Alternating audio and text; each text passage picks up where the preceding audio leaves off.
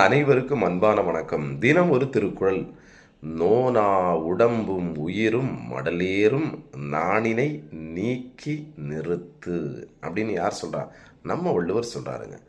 அதாவது நோனா அப்படின்னா வலி தாங்காத, நோவு அப்படின்னு சொல்றாங்களா, வலி தாங்காத உடம்பும் இந்த உயிரும் என்ன பண்ணுவோம், மடல் ஏறும் அப்படின்னு சொன்னா, இந்த பனை ஓலையில ஒரு குதிரை மாதிரி செஞ்ச ஒரு ஒரு ஒரு ஆப்ஜெக்ட், ஒரு பொருள் இருக்கும் சரிங்களா? அதில் அந்த அந்த கருக்கு என்னது அந்த எல்லாம் குத்தும் உடம்புல, சும்மாலாம் இருக்காது. அந்த மடல் ஏறும்போது அந்த பனை ஓலையில் இருக்கக்கூடிய அந்த மட்டையில் இருக்கக்கூடிய அந்த சின்ன சின்ன முள்ளு மாதிரி இருக்கும் பாருங்க, அதெல்லாம் உடம்பெல்லாம் குத்தும்.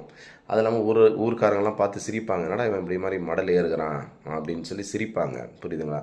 ஒரு எருக்கம்பூலாம் அணிஞ்சிக்கிட்டு அந்த தலைவியினுடைய பேரை வந்து கத்திக்கிட்டே வருவான் ஊரெல்லாம். ஏன்னா அவன் லவ் வந்து ஃபெயிலியூர் ஆகக்கூடிய ஒரு நிலைமையில வந்துருச்சு. இப்போ ஊருக்கு சொல்லிட்டா ஒருவேளை அந்த பெண்ணோடு தன்னை சேர்த்து வைத்து விடுவார்கள் என்கிற நம்பிக்கை வருது. அதனால என்ன பண்ணுறானா, நோனா அப்படின்னா வலி தாங்காத உடம்பும் உயிரும் மடல் ஏறும். அந்த மடல் ஏறக்கூடிய அந்த நிகழ்ச்சியில் நான் வந்து பண்ணுவேன்.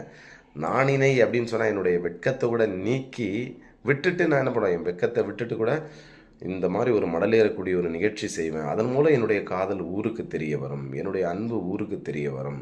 ஒருவேளை நம்ம தலைவியை வந்து சேர்த்து வைப்பதற்கான வாய்ப்பும் கிடைக்கும். அதுக்காக நான் என் வெட்கத்தை கூட விட்டு விடுவேன்னு யார் சொல்கிறான்?